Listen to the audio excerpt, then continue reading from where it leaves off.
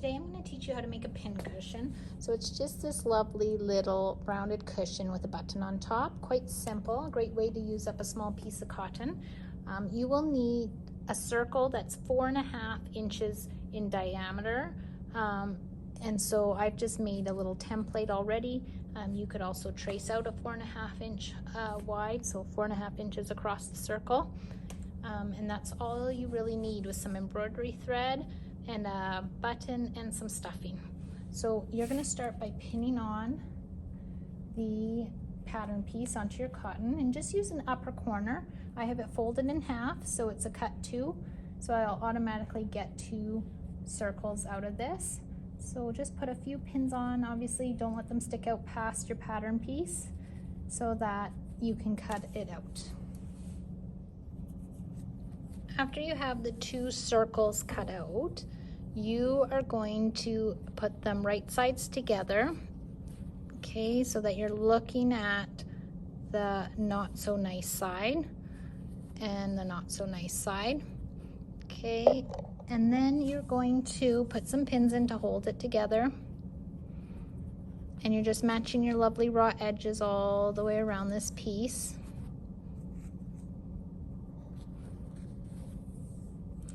And we want to leave an opening because we have to flip this circle right side out.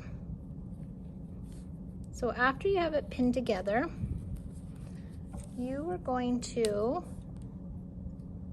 mark, and I just use these little friction pens, they disappear with heat, but you're going to mark about 3 fingers, I say, 3 fingers width, about maybe 1.5 inches, so that you are not going to sew in between your orange marks. That'll be left open. You're going to sew all the way around the rest of the pin cushion, and I'll show you. We're going to follow the 10 line, not the 5/8 line.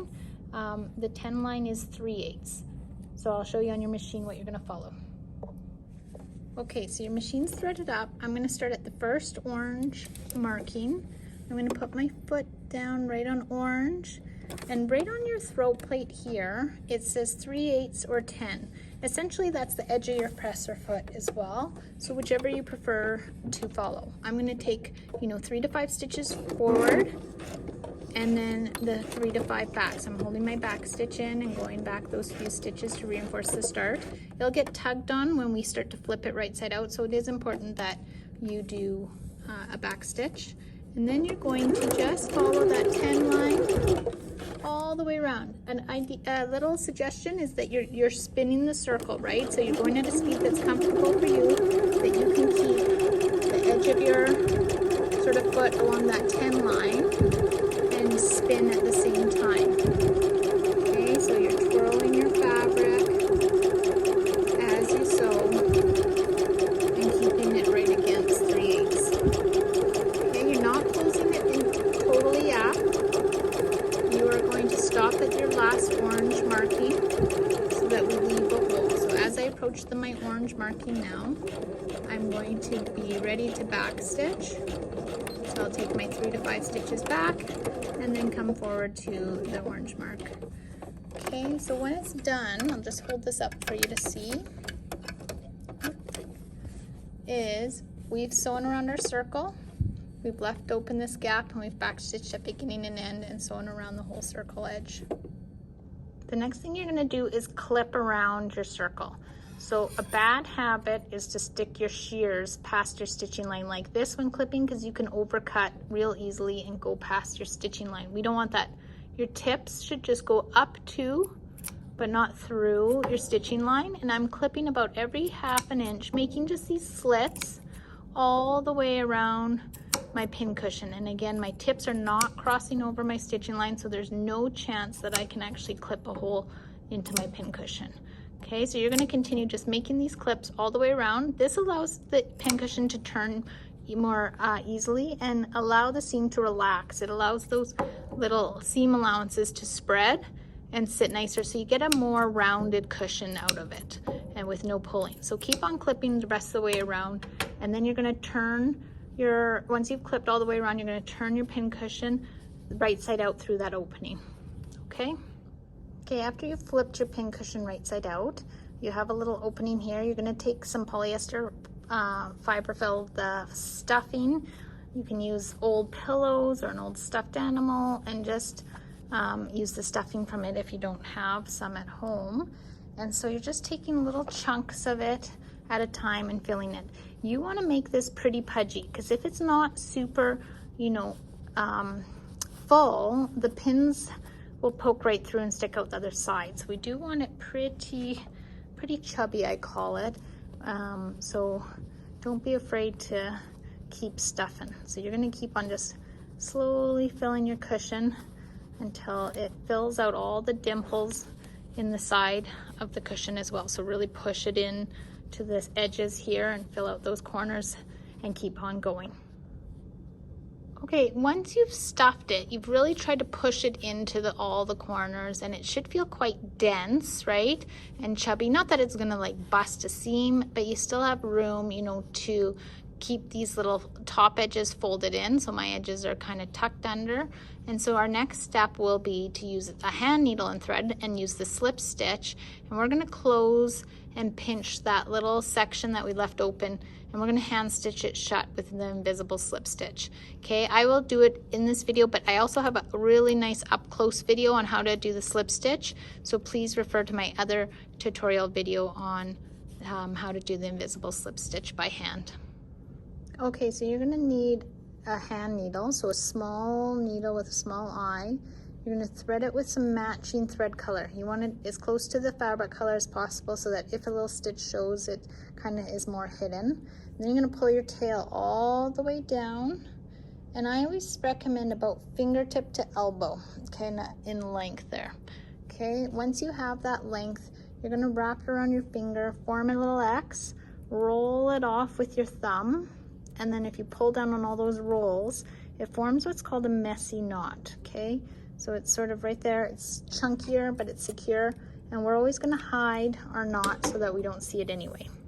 Okay, so now you're going to grab your thread that's now secured at the bottom and essentially double sort of threaded, and you are going to put the knot and the needle into the hole first, and then you're gonna come out close to your seam line right before the opening sort of starts. So I went into my hole and I've come out right close to my seam with my needle, okay? So now my knot is hiding inside, and I'm going to pinch my opening shut, and I'm not gonna worry about pinching the whole distance shut right now. I'm just gonna pinch this little like 1/2 inch where I'm gonna start to sew. And it's gonna be a little harder in this video. That's why I say watch my tutorial on the slip stitch, because I use contrasting threads so you can see it a bit better. But I'm coming out the top fold right now. And so I'm gonna go straight down into my bottom fold. Some people know this is like a ladder stitch, and we're gonna grab a little bit, just a tiny bit of fabric, and pull it through. Okay, and wherever I came out my lower fold, I go straight back up and I go into my upper fold. Okay, just grabbing really tiny amounts of fabric on my needle. Okay, and then you're going to go straight back down to the lower fold. And a couple things that I highlight in my video is that my needle is always staying horizontal. Okay, so I'm always keeping it sideways. My needle's never going up and back down. And I'm never traveling when I'm outside. Oops, if you get a little knot like that, just back her up. It just means one thread's not pulling through at the same rate. So just pull it back and then just kind of readjust your thread so it's all smooth. There we go. So then, as you sew now, if I traveled, so I'm coming out my lower fold right here, if I suddenly jumped way over there to my top fold, I would see my thread jump across. That's why it's so important that wherever you let off the bottom, you go straight back up to your top, and you're gonna grab a bit of the top, and at most a 1/4 inch of fabric, right? These are tiny little stitches. The tinier they are, the less gap it is in the stitching and kind of looks smoother. Okay, bottom, top. So you're just gonna keep on going until you're all the way at the end, and I'll show you how to knot off.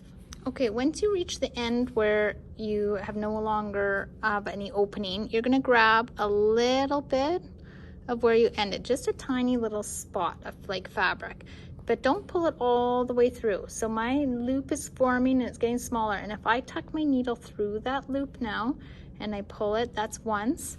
Then I'm gonna do it one more time. I'm gonna grab in the same sort of area a little bit of the fabric, pull it through gently, tuck it in my little loop, and then pull on it. And that's 2 little knots. So then you can just clip your end and your little thread off.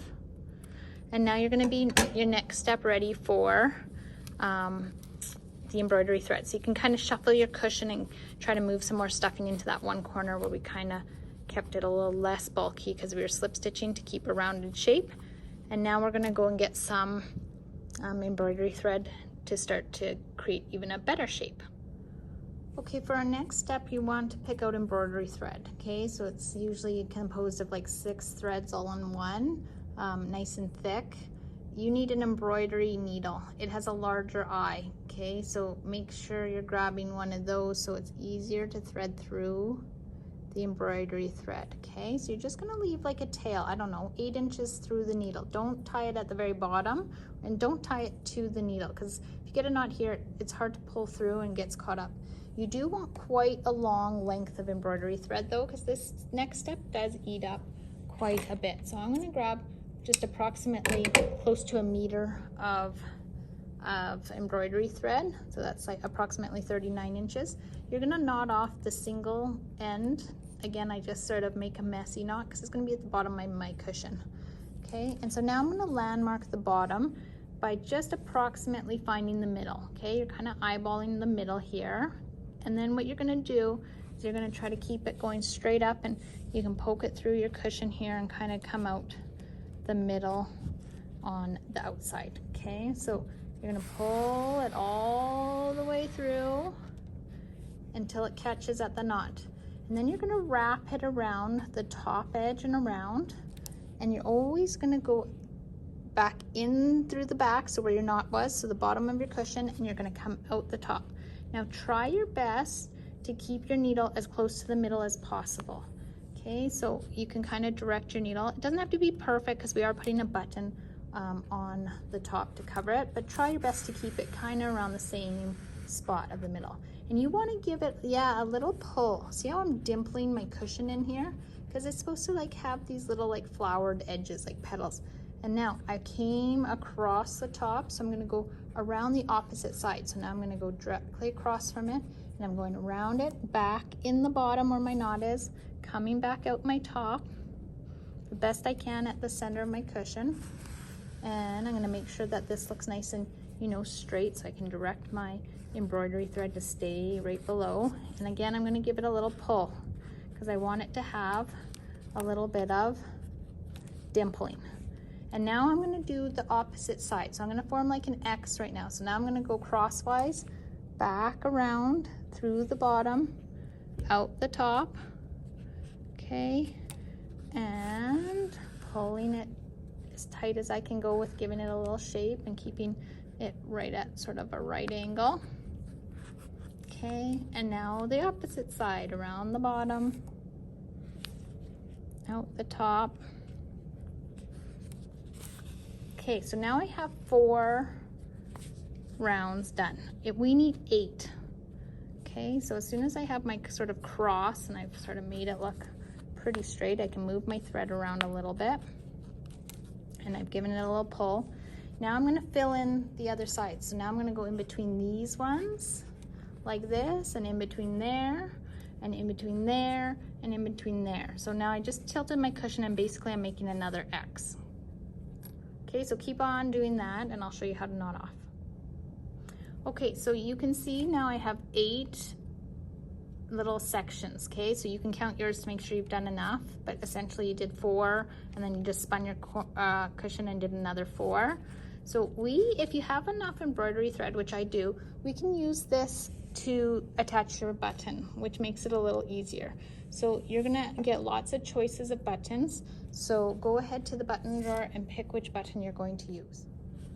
Okay, so I have one with just 1 hole. It's called a shank button. If you had one with 4 holes, you're gonna create an X. So you would go, you know, up 1 set of holes and diagonally across, and then I would do that twice in the same direction, and then you're gonna come up the other set of holes and through the opposite way to form the X, and do that twice. Okay, for this one, I'm just grabbing through my shank of my button, and I'm going to center it right on top of the middle of my cushion. Okay, and because we're using embroidery thread, it's stronger, so we're only going to go, twice through our button is sufficient just for this project. So I'm going to landmark my middle, and I'm going to go all the way back down through the bottom of my cushion and pull on my needle. Sometimes it's a little harder to get through all this. There we go. Okay, and make sure your button looks nice and centered. And then you're going to go back up one more time and try to tuck it underneath. So I'm just looking underneath my button here. I hope you can see that. And I'm going to get it through the fabric, slide it through my hole of my button, and I'm going to come all the way across it so I have control. So now I just thread it just through the button, and now I'm going to dig it back down the middle, the top of my sort of cushion, out the bottom. Okay, so we should always be ending. So I've done that twice. I've gone through my button twice. We should always be ending on our back side where our original knot is. And just like we knotted with our slip stitch, you're going to grab a little bit sort of your fabric in your cushion, okay, and just pull it slowly so that loop forms, and put your needle through that loop and pull tight once. And let's go ahead and do that one more time. Grab a little bit of the center of the bottom of the cushion, pull your needle through. Come on, needle, you can do it. My hands are slippery. There we go. And put it through that loop. Ta-da! Okay, after you're done, clip off your little end, and you can see your finished little results. You should see cute little dimples around. Should look fairly symmetrical, and a button on top. So now you can go and fill it with your pins.